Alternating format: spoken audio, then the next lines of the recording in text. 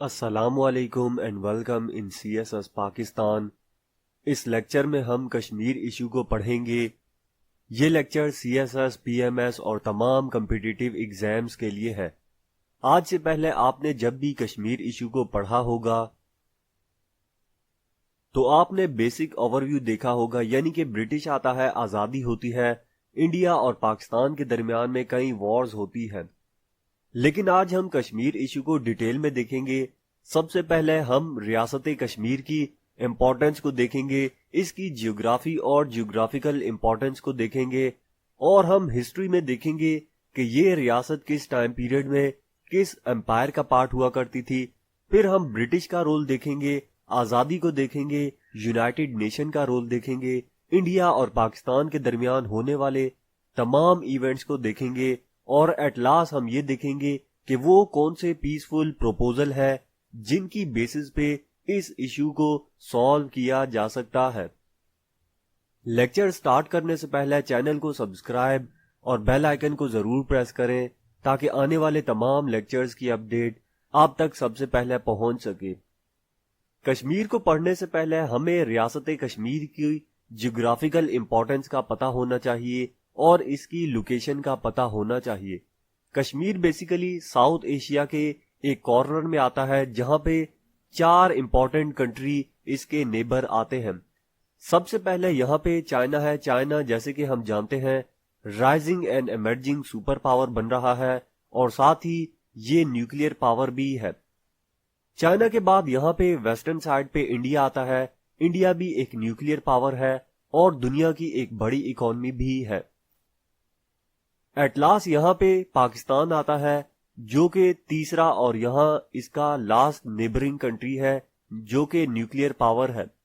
Pakistan nuclear power होने के अलावा रीजन की या दुनिया की एक बहुत ही ज्यादा इंपॉर्टेंट स्ट्रेटेजिक लोकेशन पे आता है। चौथा और लास्ट जो नेबर है वो अफगानिस्तान है। अफगानिस्तान क्योंकि न्यूक्लियर पावर नहीं है, लेकिन ये कंट्री बहुत ही ज्यादा इंपॉर्टेंट रीजन का मुल्क है, क्योंकि अफगानिस्तान की अगर हम हिस्ट्री को देखें तो लास्ट 200 इयर्स में तकरीबन 3 दुनिया की सुपर पावर आ चुकी है। पहले ताजे बरतानिया आता है, फिर USSR आता है, फिर अमेरिका आता है। तीनों ही बहुत बुरी शिकस्त यहां पे देख के जाते हैं। अफगानिस्तान का कोई बड़ा बॉर्डर तो नहीं लगता, बस एक छोटी सी पट्टी जिसे हम वाखान कॉरिडोर के नाम से जानते हैं, ये यहाँ पे गिलगित बल्तिस्तान जो कि पाकिस्तान के पास है इसके साथ अटैच होती है। ये जो वाखान कॉरिडोर है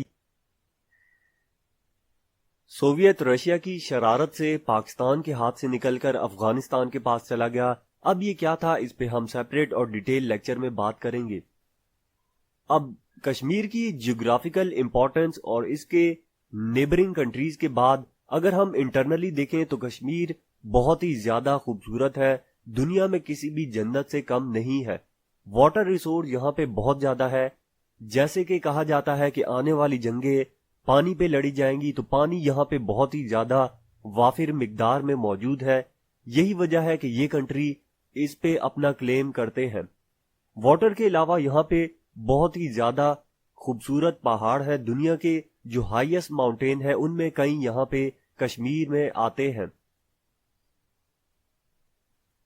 माउंटेन्स के अलावा ग्रीनरी यहाँ पे बहुत ज्यादा है, नेचुरल स्पीशीज बहुत ज्यादा पाए जाते हैं। इनके अलावा जो अंडरग्राउंड जेरे जमीन जखायर है वो भी बहुत ज्यादा है। कुछ महीने पहले यहाँ पे लिथियम को फाउंड किया गया है। अब जरूरत किस चीज की है कि कश्मीर के इशू को सॉल्व किया जाए और यहाँ के रिसोर्सेज पीसफुली और सस्टेनेबली यूज किया जाए। यहाँ पे जिस कश्मीर की हम बात कर रहे हैं वो ये पूरा कलरफुल हाईलाइटेड एरिया आता है, क्योंकि ब्रिटिश के आने से पहले या आजादी हिंदुस्तान और पाकिस्तान से पहले ये पूरी रियासत कश्मीर कहलाती थी, जिनमें गिलगित बल्तिस्तान, आजाद और जम्मू कश्मीर, लद्दाख, अक्साई चीन, ट्रांस काराकोरम ट्रैक वगैरह, सियाचिन, ये पूरा कलरफुल एरिया आता था। अगर हम कश्मीर को देखें तो ये टेरिटोरियल और रिलीजियस कॉन्फ्लिक्ट है primarily between India and Pakistan, लेकिन चाइना भी यहाँ पे एज अ थर्ड पार्टी अपना रोल प्ले कर रहा है। ये कॉन्फ्लिक्ट वैसे तो 1947 से ही स्टार्ट होता है, लेकिन इसके जो बीज है ये बहुत ही पहले बो दिए जाते हैं, जो आज तक हम काट रहे हैं। इंडिया कंट्रोल करता है 55% एरिया, जबकि 70% पॉपुलेशन यहां पे आती है। फिर पाकिस्तान 35% एरिया कंट्रोल करता है और चाइना यहां पे 20% एरिया कंट्रोल करता है। अगर यहां पे हम इस मैप में देखें तो ये येलो कलर का और व्हाइट कलर का हाईलाइटेड एरिया ये इंडिया कंट्रोल करता है, जिनमें सियाचिन आता है ये ट्रायंगुलर, फिर यहाँ पे लद्दाख आता है, कारगिल, ले और यहाँ पे जम्मू कश्मीर आता है। अब कारगिल डिस्प्यूट है, कारगिल जो वॉर हुई थी, सियाचिन डिस्प्यूट क्या है, इन पे हम 1 बाय 1 सेपरेट और डिटेल लेक्चर बनाएंगे। वहां पे हम इन तमाम चीजों को सेपरेटली और डिटेल में देखेंगे। इंडिया के बाद आता है पाकिस्तान। ये तमाम ग्रीन कलर का हाईलाइटेड एरिया ये पाकिस्तान की ऑक्यूपेशन में आता है, जिनमें ये गिलगित बल्तिस्तान है जिसका कैपिटल गिलगित है, और यहाँ पे आजाद कश्मीर आता है जिसका कैपिटल मुजफ्फराबाद पाकिस्तान के कैपिटल इस्लामाबाद से कुछ ही किलोमीटर दूर है। इंडिया और पाकिस्तान के दरमियान थर्ड यहाँ पे चाइना आता है। चाइना भी 20% के करीब एरिया ऑक्यूपाई करता है, जिनमें ये अक्साई चिन है। अक्साई चिन से ही जो लास्ट फ्यू इयर्स में चाइना लद्दाख में इंट्रूजन करता रहा है। फिर ये ट्रांस काराकोरम ट्रैक है, ये बेसिकली पाकिस्तान और चाइना ने अपने बॉर्डर इश्यूज को रिजॉल्व किया था 50s की दिहाई में, और एक दूसरे को कुछ टेरिटरी गिफ्ट कर दी थी। अब ये क्या था, इस पे हम सेपरेट और डिटेल लेक्चर में बात करेंगे। अगर हम कश्मीर की बैकग्राउंड हिस्ट्री देखें तो पहले मुगल अंपायर के पास ये जाता है 1586 में, फिर ये अफगान अंपायर के पास जाता है 1751 में, और सिख के अंडर आता है 1819 में। अब ये दुनिया की जितनी भी हिस्ट्री है, मुगल अंपायर हो गया, अफगान ऑटोमन अंपायर हो गया, मंगोल हो गई, यूरोपियन हिस्ट्री हो गई, यूएस हिस्ट्री हो गई, इंडो पाक हिस्ट्री, इन तमाम को हम सेपरेटली और डिटेल में कवर करेंगे। फिर सिख के बाद एट लास्ट यहाँ पे ब्रिटिश आता है। ब्रिटिश 1819 1846 में यहाँ पे डोगरा रूल को कायम करता है। 1846 से लेकर आजादी तक डोगरा रूल ये कायम रहता है, और यहाँ पे डोगरा डायनेस्टी के अंदर डिफरेंट इनके महाराजाज ये रूल करते हैं अंडर ब्रिटिश पैरामाउंटेंसी। अब हमें पता है ब्रिटिश की हिंदुस्तान में, हिंदुस्तान यानी कि आज का इंडिया, पाकिस्तान, बांग्लादेश और तमाम जो इनके इर्द गिर्द के एरियाज हैं, इनके अंदर ब्रिटिश की 562 से ज्यादा प्रिंसली स्टेट हुआ करती थी। किसी को ब्रिटिश ने पैसे का लालच दिया था, किसी को ये लालच दिया था कि आप पे बाहर से दुश्मन अटैक कर सकते हैं, लिहाजा आप हमारे अलाय बन के रहे। किसी को डरा धमका के ब्रिटिश ने अपने अंडर रखा था, किसी पे जबरदस्ती मिलिट्री यूज करके अपने अंडर रखा हुआ था। तो इसी तरह 560 से ज्यादा जो प्रिंसली स्टेट थी, उनमें एक कश्मीर भी आता था। अब ये जो प्रिंसली स्टेट है या ब्रिटिश की पपेट स्टेट है, ये ब्रिटिश को लगान या टैक्स पे किया करती थी। बदले में ब्रिटिश इनका डिफेंस, एक्सटर्नल अफेयर्स, कम्युनिकेशन और इंटरनल एडमिनिस्ट्रेशन, ये तमाम चीजें मैनेज करके दिया करता था। ब्रिटिश यहाँ पे 1941 में सेंसस करवाता है, यानी कि मर्दमशुमारी, जिसके नताज के मुताबिक पूरी कश्मीर रियासत में 77% मुस्लिम होते हैं, 20% हिंदूज और दीगर रिलीजन के मानने वाले होते हैं। यहां से हमें पता चलता है कि 3/4 से ज्यादा मेजॉरिटी मुसलमानों की है, क्योंकि हिंदुस्तान की तकसीम आबादी के तहत या पॉपुलेशन बेस पे इसको डिवाइड किया गया है, जिसको देखते हुए कश्मीर को मुसलमानों के पास होना चाहिए, क्योंकि 3/4 मेजॉरिटी ये मुसलमानों की ही है। डिस्पाइट मुस्लिम मेजॉरिटी में थे और इनकी जो मेजॉरिटी थी ये 3/4 से ज्यादा थी, लेकिन माइनॉरिटी इन पे रूल किया करती थी और इनको बहुत ही बुरी तरह ट्रीट किया करती थी। इन पे हाई टैक्सेस लगाए गए थे। गवर्नमेंट की जितनी भी स्ट्रिक्ट पॉलिसीज होती थी इन पे अप्लाई की जाती थी, और बहुत ही कम होता था कि कोई मुसलमान गवर्नमेंट की हाई पोस्ट पे आए।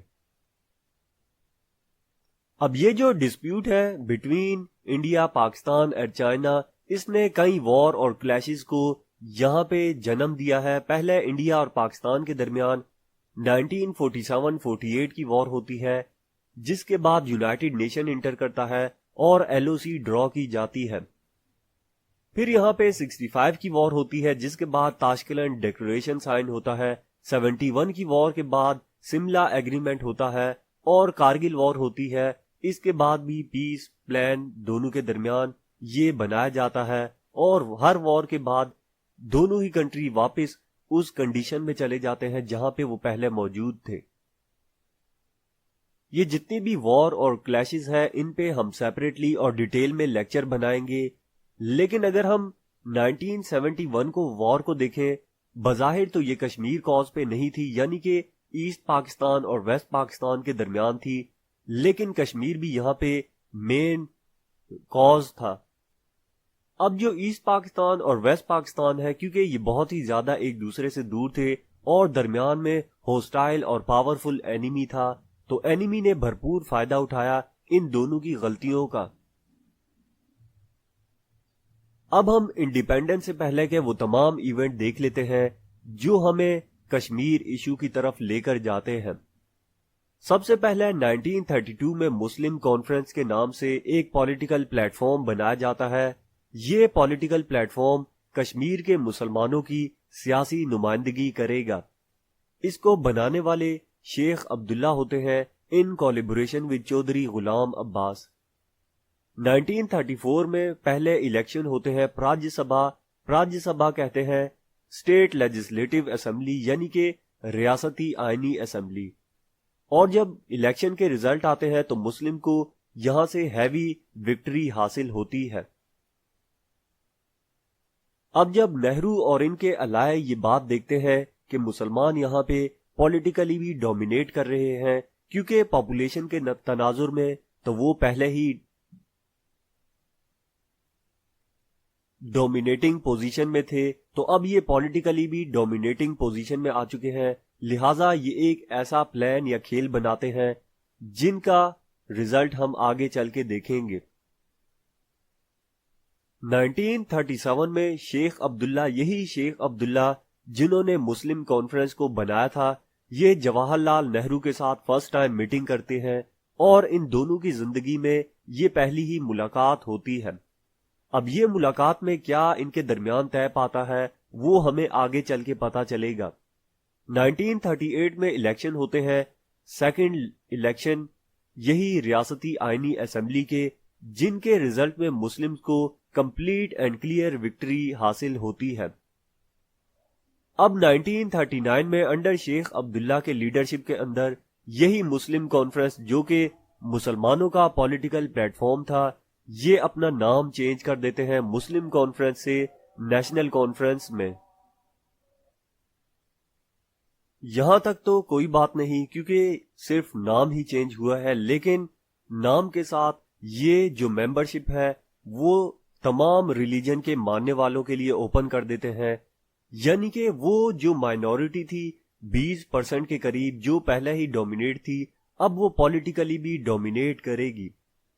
एट द सेम टाइम यही नेशनल कॉन्फ्रेंस, जो कि पहले मुस्लिम कॉन्फ्रेंस थी, मुसलमानों की सियासी जमात थी, ये all India state people conference की इत्तेहादी बनती है या इसको ज्वाइन करती है, जो कि इत्तेहादी होती है कांग्रेस अलाइड ग्रुप की। तो यहाँ पे हमें डॉट कनेक्टिंग कर सकते हैं कि ये जो मुसलमानों की जमात बनाई गई थी पॉलिटिकल, ये शेख अब्दुल्ला और जवाहरलाल नेहरू की खिचड़ी के बाद अब मुसलमानों के हाथ से कंप्लीटली निकल चुकी है। 1940 में जब मुसलमान Pakistan resolution at Iqbal park, उस टाइम पे इसका नाम मिंटो पार्क हुआ करता था, वहां पे रेजोल्यूशन को पेश करते हैं। एक तरफ मुसलमान अपनी आजादी की स्ट्रगल कर रहे हैं और दूसरी तरफ जो इंडिया के लीडर है जवाहरलाल नेहरू या दीगर हो गए, ये कौन सा खेल खेल रहे हैं। चौधरी गुलाम अब्बास 1941 में जब इन्हें ये बात मालूम हो जाती है कि अब ये नेशनल कॉन्फ्रेंस जो कि हमने मुसलमानों के लिए बनाई थी, ये अब उनकी जमात नहीं रही, तो ये नेशनल कॉन्फ्रेंस को खैराबाद कर देते हैं और रिवाइव करने की कोशिश करते हैं मुस्लिम कॉन्फ्रेंस को, और यूं ये अलाई बनती है जिन्ना लेड मुस्लिम लीग की। तो अब हमारे पास पॉलिटिकली दो डिफरेंट पॉलिटिकल प्लेटफॉर्म आ चुके हैं। एक मुस्लिम कॉन्फ्रेंस जो कि जिन्ना लेड मुस्लिम लीग की इत्तेहादी है, दूसरी तरफ नेशनल कॉन्फ्रेंस जिसे धोखे से कांग्रेस अलाइड ग्रुप बनाया गया है। फिर इसके बाद वर्ल्ड वॉर 1 और वर्ल्ड वॉर 2 जब होती है, वर्ल्ड वॉर 2 में मुसलमान जो पाकिस्तान, हिंदुस्तान और कश्मीर के होते हैं, ये बड़ी तादाद में ब्रिटिश की तरफ से लड़ते हैं। ऐसा भी कहा जाता है कि अगर हिंदुस्तान के मुसलमान नहीं होते तो ब्रिटिश वर्ल्ड वॉर 2 हार चुका होता नाजी जर्मनी के हाथों। हर 8 में से 7 यहाँ पे कश्मीर के मुसलमान थे जो कि कंप्लीट कश्मीर रियासत से वॉर में पार्टिसिपेट करते हैं। अब ब्रिटिश को ये बात पता चल जाती है कि मुसलमान बहुत ही ज्यादा बहादुर है, इनको ज्यादा देर के लिए सप्रेस करके नहीं रखा जा सकता या दबाकर नहीं रखा जा सकता। तो ये वर्ल्ड वॉर 2 खत्म होने के बाद आजादी का वादा कर देते हैं। क्योंकि वर्ल्ड वॉर 2 के बाद ब्रिटिश का भी इतना ज्यादा नुकसान हो चुका था, अब ये अपनी तमाम कॉलोनीज को ज्यादा देर तक नहीं थे चला सकते। फिर 1944 में मोहम्मद अली जिन्ना ये कश्मीर को विजिट करते हैं, और क्योंकि आजादी की बातें चल रही होती है, ये अपनी फुल फ्लेज सपोर्ट दिखाते हैं कि मुसलमान हमें ज्वाइन करे, और ये नेशनल कॉन्फ्रेंस को भी मनाने की कोशिश करते हैं। लेकिन पसे पर्दा नेशनल कॉन्फ्रेंस ये कांग्रेस अलाइड ग्रुप के साथ जा चुकी थी। अब हम पार्टीशन को देखते हैं और उन इवेंट को देखते हैं जो हमें फिजिकल वॉर की तरफ ले जाती है, क्योंकि अब तक तो एक पॉलिटिकल स्ट्रगल चल रही है। होता यह है कि ब्रिटिश रूल यहां पे खत्म हो जाता है 1947 के बाद, और तमाम ही डोमिनियन स्टेट को आजादी दे दी जाती है। अब ये डोमिनियन स्टेट 562 होती है, यहां पे लीगली आजादी दी जाती है according to Indian independence act 1947। इसमें कहा जाता है कि the suzerainty of his majesty, यानी कि ब्रिटिश की मैजेस्टी यहां पे खत्म हो चुकी है तमाम हिंदुस्तान की रियासतों में, and with all treaties agreement in force at the day of the passing of this act between his majesty and the rulers of Indian states.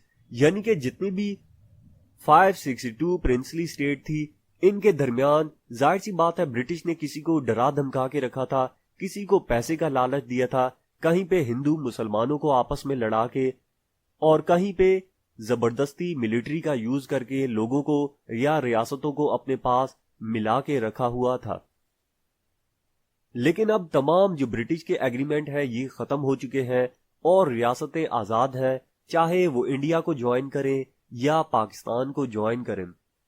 तो अब यहाँ पे क्योंकि ज्यादातर रियासतें हिंदुस्तान को ज्वाइन कर लेती है, जाहिर सी बात है पॉपुलेशन बेसिस पे इनका डिवीजन होता है, तो ये जहां चाहे जा सकती है।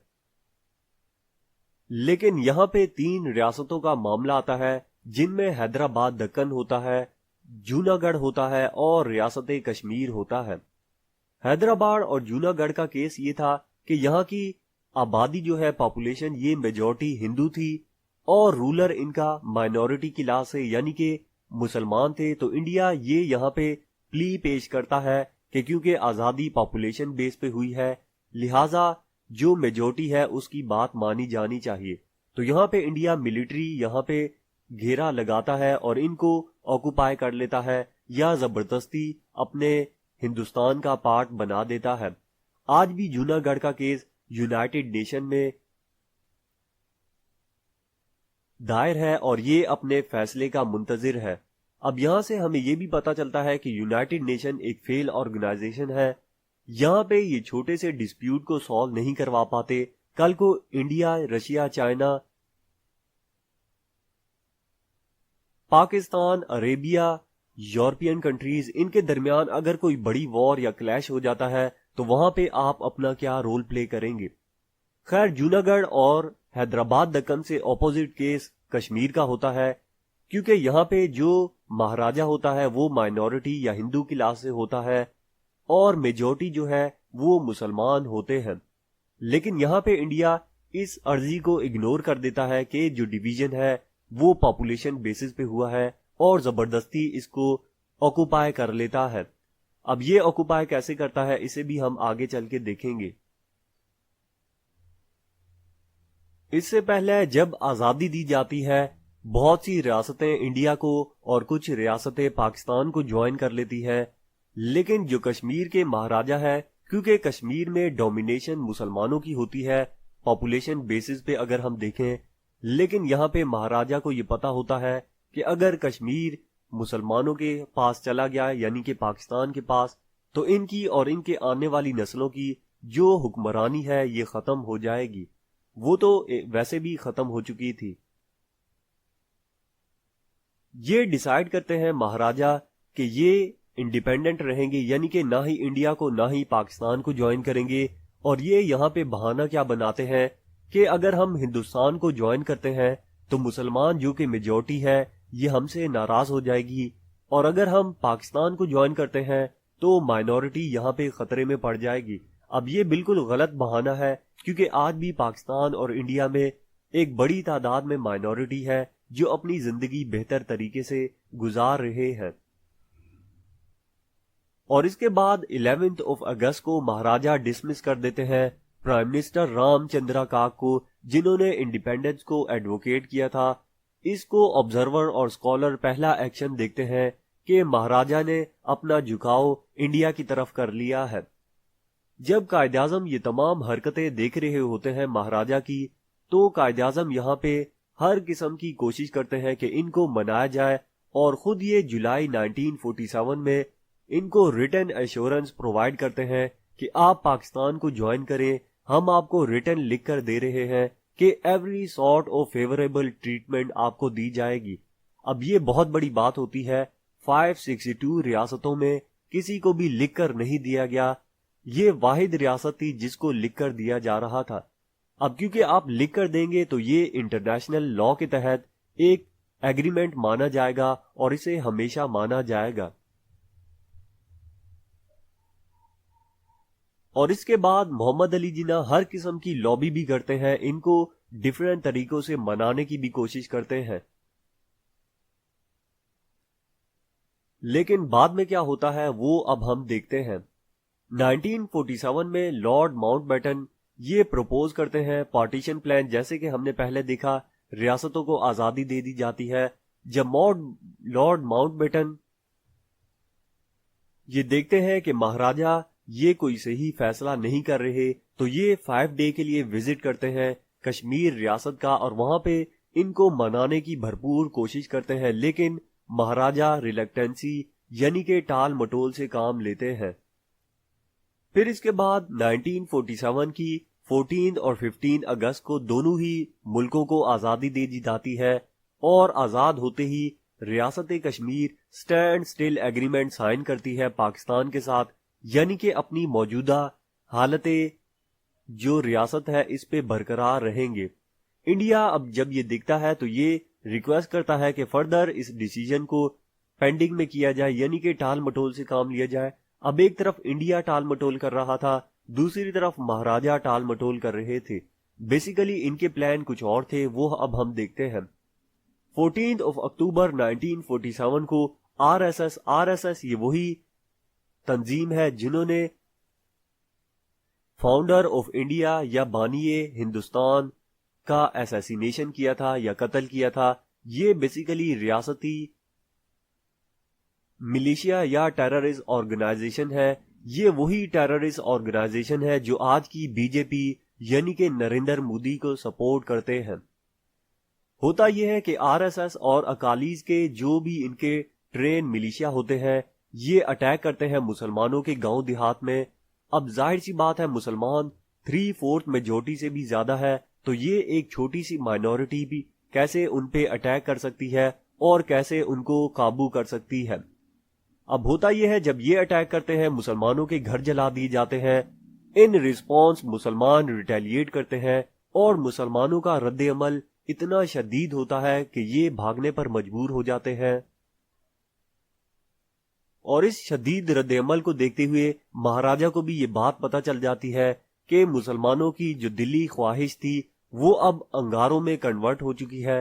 तो ये फौरन ही हिंदुस्तान के पास दौड़ के जाते हैं और मिलिट्री सपोर्ट मांगते हैं, लेकिन हिंदुस्तान क्या कहता है कि पहले आप हमारे साथ एग्रीमेंट साइन करें।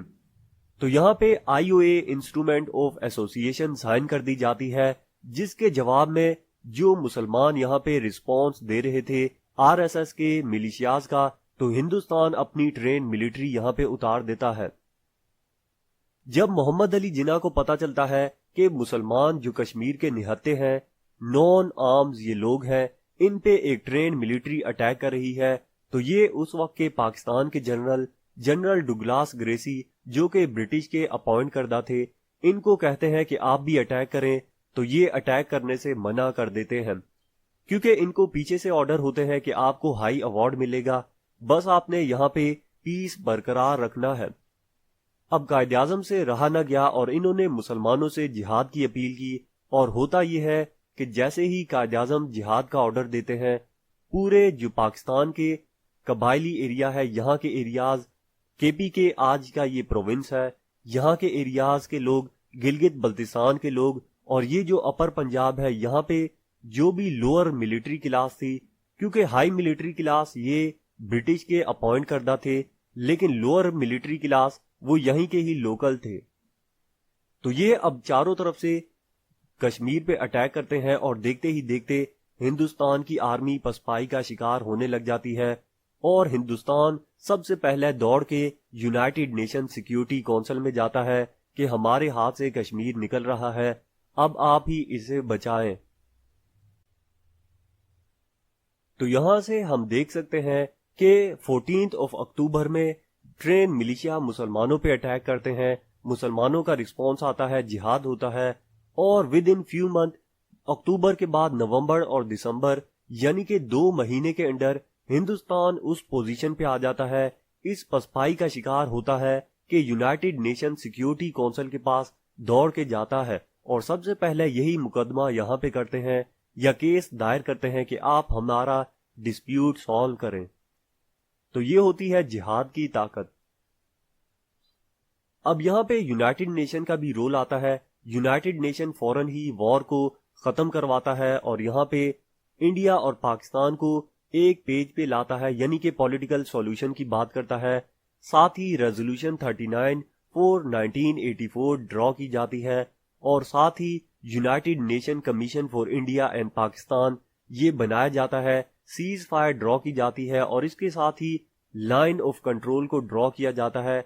लाइन ऑफ कंट्रोल बेसिकली ये लाइन है जो इंडिया और पाकिस्तान के दरमियान के कश्मीर को डिवाइड करती है। ये लाइन यहां तक जाती है, इससे आगे सियाचिन डिस्प्यूट स्टार्ट होता है और उसके बाद चाइना या चाइना के ऑक्युपाइड एरियाज आते हैं।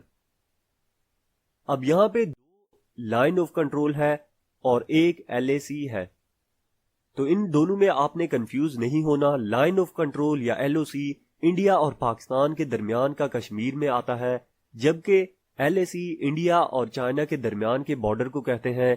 क्योंकि ये पूरा ही बॉर्डर डिस्प्यूटरी है, तो ये लाइन ऑफ एक्चुअल कंट्रोल यानी कि इंडिया और चाइना की एक परसीव लाइन है। अब इसके बाद 1 बाय 1 पीसफुल प्लान आना शुरू हो जाते हैं, यानी कि अब डिफरेंट प्रपोजल्स आएंगे कि इन बेसिस पे कश्मीर को सॉल्व किया जाए और हर प्लान को तकरीबन पाकिस्तान मान लेता है, लेकिन हिंदुस्तान किसी भी प्लान को नहीं मानता, बल्कि इंडिया एक ही प्लान को मानता है। वो हम आगे चल के देखेंगे। सबसे पहले यहाँ पे पैरिटी प्रोपोजल आता है, ये यूनाइटेड नेशन एक्सेप्ट कर लेता है, लेकिन इंडिया रिजेक्ट कर देता है। फिर इसके बाद डिक्सन प्लान आता है। डिक्सन अमेरिका के प्रेसिडेंट है। यहां से हमें कश्मीर की इंपॉर्टेंस का भी पता चलता है। अमेरिका भी इन्वॉल्व है, रशिया भी, चाइना भी, यूनाइटेड नेशन भी इन्वॉल्व है, यानी कि वक्त के साथ हर ताकत यहाँ पे इन्वॉल्व हो रही है, लेकिन इंडिया नहीं चाहता कि ये डिस्प्यूट का सॉल्व किया जाए। डिक्सन प्लान के तहत जम्मू और लद्दाख इंडिया को दे दिया जाए, जबकि कश्मीर और नॉर्दर्न एरियाज पाकिस्तान को दे दिए जाएं। फिर इसके बाद कॉमनवेल्थ का प्रपोजल आता है, लेकिन इंडिया सबको ही रिजेक्ट कर देता है। अब हम 1950s और 60s के इवेंट को देख लेते हैं। 1959 में चाइना तिब्बत को एनेक्स कर लेता है और साथ ही इंडिया और चाइना के दरमियान टेंशन्स बहुत ज्यादा हाई हो जाती है। अगर हम यहाँ पे देखें, ये रहा इंडिया और यहाँ पे चाइना है। यहाँ पे तिब्बत हुआ करता था। तिब्बत बेसिकली एक तरह का बफर प्ले करता था इंडिया और चाइना के दरमियान, लेकिन अब ये नहीं रहा, चाइना का पार्ट बन चुका है और इंडिया के यहां से टेंशन्स और बढ़ जाती है क्योंकि अब चाइना इनके डोर पे पहुंच चुका है।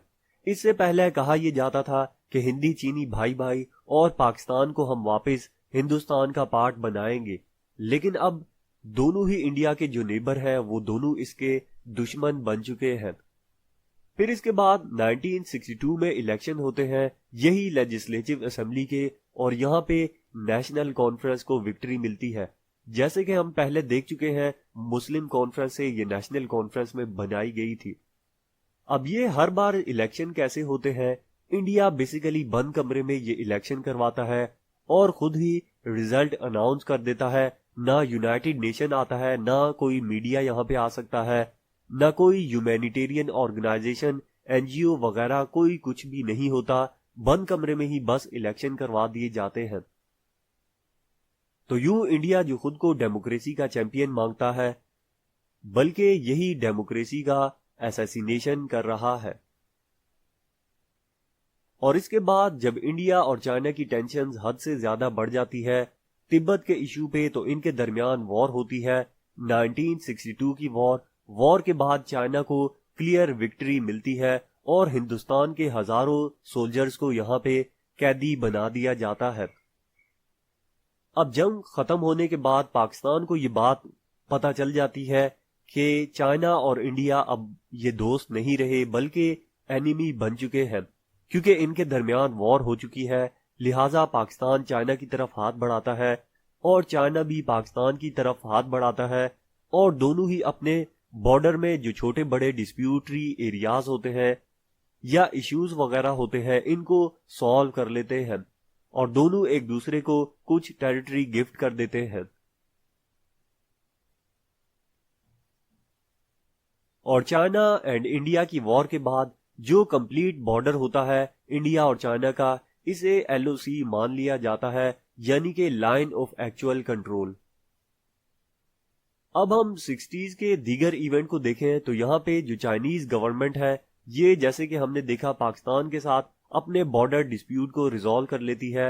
ये पाकिस्तान का जो गिलगित बल्तिस्तान है, यहां से ऊपर चाइना का जिंगजियांग प्रोविंस आता है, तो यहां से ही सीपैक की लाइन गुजर रही है।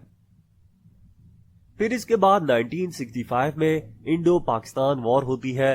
वॉर के बाद यहाँ पे टाशकंद डिक्लेरेशन होता है और रशिया यहाँ पे सुलह सफाई या मेडिएशन करवाता है, या पीस ब्रेकर डील रशिया की मदद से होती है।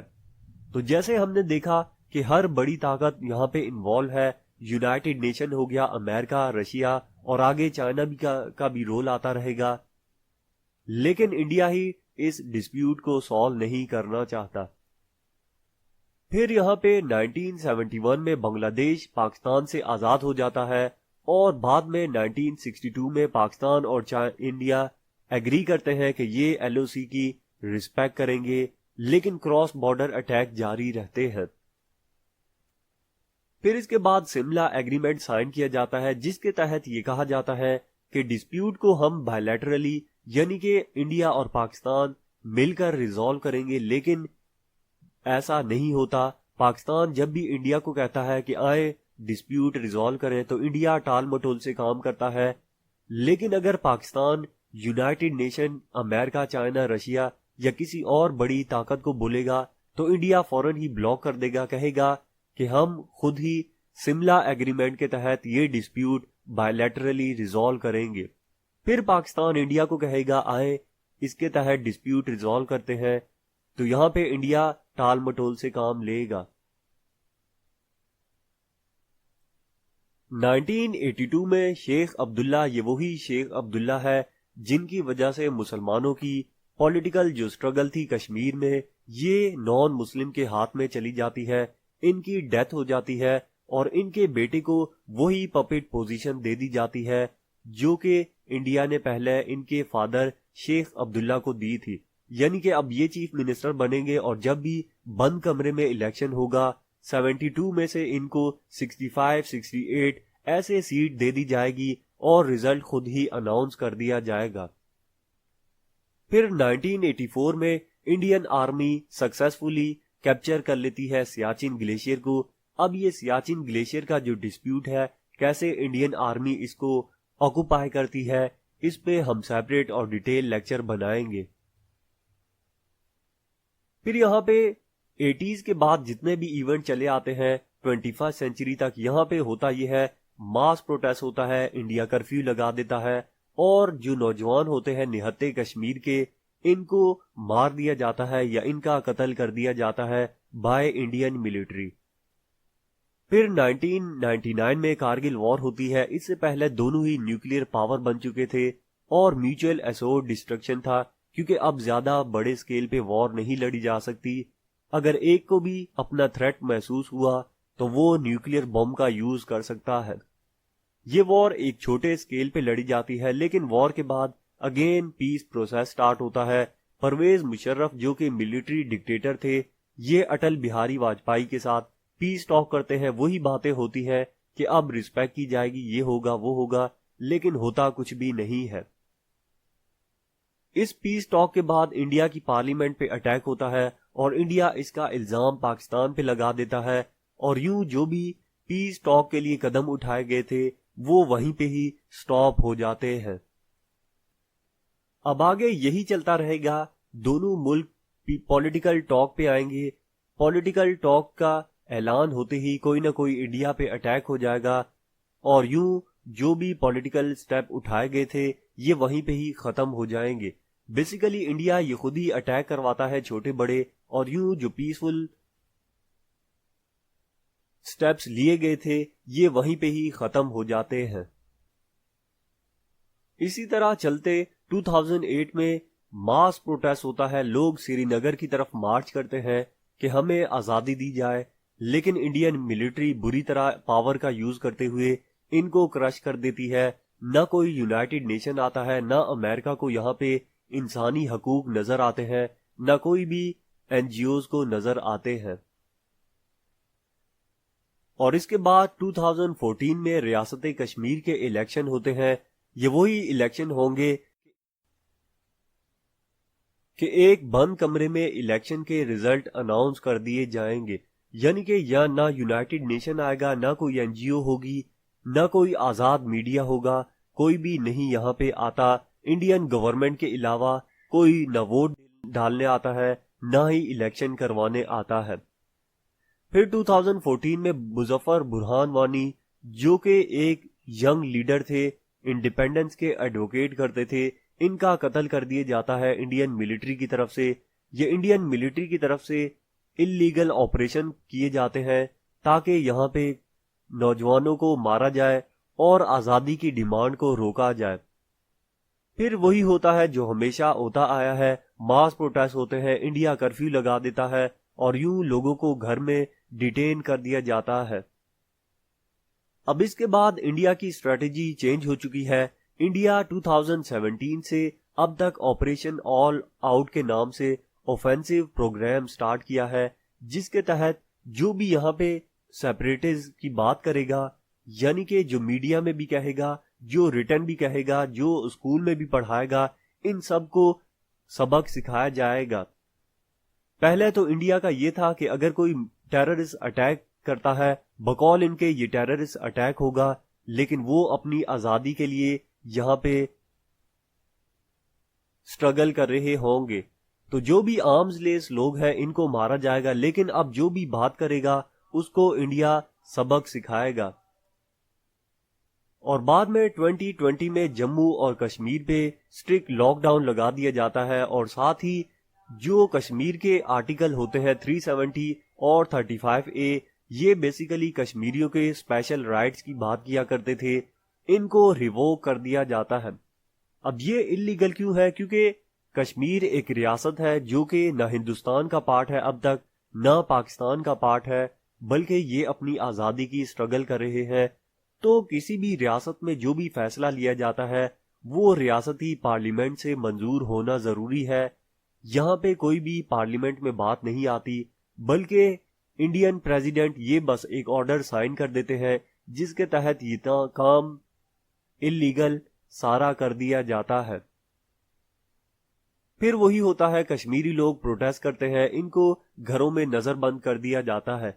लेकिन अब इसके बाद एक और बड़ा स्टेप होता है। वो स्टेप ये होता है कि चाइना जब ये देखता है कि इंडिया जैसा एक छोटा कंट्री ये यूनाइटेड नेशन की करारदादों पे पांव रखते हुए कश्मीर के स्पेशल राइट को हटा सकता है, तो चाइना लद्दाख में क्यों नहीं आ सकता।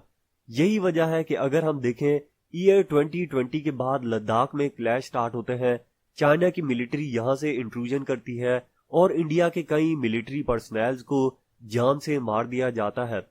यूं भी कहा जाता है कि इंडिया के जो मिलिट्री के सोल्जर थे ये अपने ऑफिसर्स को छोड़कर भाग गए थे और यूं इनको चाइनीज सोल्जर की तरफ से एक बुरी शिकस्त होती है। अगर चाइना यहां से आगे बढ़ता है तो ये जो हाईवे है, हाईवे नंबर 1 जो यहां से सियाचिन की तरफ जाता है, अगर ये ब्लॉक कर दी गई तो सियाचिन में जितने भी इंडिया के सोल्जर हैं ये भूख और सर्दी से मर जाएंगे। पहले कारगिल वॉर में पाकिस्तान ने ये करने की कोशिश की थी, लेकिन पाकिस्तान क्योंकि इकोनॉमिकली बहुत ज्यादा वीक है, पॉलिटिकली ये डिवाइड है और अमेरिका वगैरह का वेस्टर्न प्रेशर बहुत ज्यादा है, तो पाकिस्तान कुछ ज्यादा नहीं कर पाया। लेकिन चाइना किसी के प्रेशर में नहीं आता, जो इसने करना है वो करके ही रहता है। तो ये इंडिया ने अपने पांव पे खुद ही कुल्हाड़ी मारी है। पहले तो पाकिस्तान था, अब इंडिया की तरफ से 2 फ्रंट अटैक आता है, यानी कि दोनों ही अगर अटैक कर देते हैं पाकिस्तान और चाइना, तो इंडिया के हाथ से Kashmir with in few days निकल जाएगा। अब यहाँ पे इस पिक्चर में हम देख सकते हैं किस तरह बूढ़ों को भी नहीं छोड़ा जाता, बच्चे, बूढ़े, औरतें, जवान सबको ही बुरे तरीके से ट्रीट किया जाता है। इनके डेमोक्रेटिक राइट ये दबाए जा रहे हैं और यहाँ पे लोगों की आजादी की डिमांड इसको भी सप्रेस किया जा रहा है। लेकिन ये खत्म नहीं हो रही, ना ही कभी होगी और इंशाल्लाह एक दिन इनको आजादी मिलकर रहेगी। अब कुछ प्रपोजल दिए गए हैं जिनके तहत कश्मीर इश्यू को सॉल्व किया जा सकता है। पहला प्रपोजल ये है कि एलओसी को ही इंटरनेशनल बॉर्डर डिक्लेयर कर दिया जाए। एलओसी जिसे हमने देखा ये लाइन ऑफ कंट्रोल है, इसे ही बॉर्डर डिक्लेयर कर दिया जाए, लेकिन इंडिया यहाँ पे नहीं मानता। फिर दूसरा प्रपोजल है कश्मीर ज्वाइन करे पाकिस्तान को। ये कश्मीरीज का स्पेशल राइट है और उनकी स्पेशल डिमांड है। अगर कश्मीर में वोटिंग होती है या रेफरेंडम होता है या प्लेबिसाइड होता है तो यहाँ पे कश्मीरी लोग पाकिस्तान को ही ज्वाइन करेंगे। फिर कश्मीर को आजाद रियासत बना दिया जाए, ये भी इंडिया नहीं मानता। इंडिया पहली, दूसरी, तीसरी हर जो भी प्रपोजल है इसे नहीं मानता, बल्कि इंडिया एक ही प्रपोजल मानता है।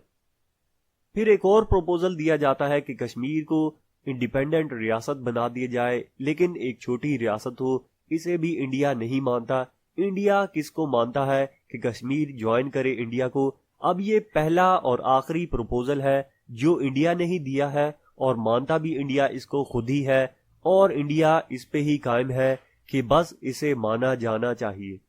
अगर हम दीगर प्रपोजल को देखें, वो किसी मुल्क के प्रेसिडेंट ने दिए हैं या किसी इंटरनेशनल बॉडी ने दिए हैं, किसी इंटरनेशनल ह्यूमैनिटेरियन ऑर्गेनाइजेशन ने, किसी पढ़े लिखे इंटेलेक्चुअल ने दिए हैं, लेकिन इंडिया ने क्या दिया है कि कश्मीर ज्वाइन करे इंडिया को।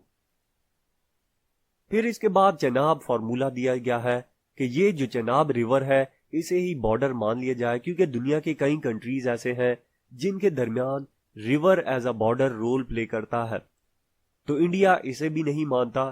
फिर कहा जाता है कि कश्मीर को सेपरेट कंट्री बना दिया जाए और इसके जो देखभाल है वो यूनाइटेड नेशन करेगा। इंडिया इसे भी नहीं मानता। यहां पे हम अपने लेक्चर को कंक्लूड करते हैं। उम्मीद करता हूं लेक्चर आपको पसंद आया होगा। चैनल को सब्सक्राइब करें और लेक्चर को ज्यादा से ज्यादा शेयर करें। कमेंट बॉक्स में अपना फीडबैक दें। Thank you for watching and Allah Hafiz.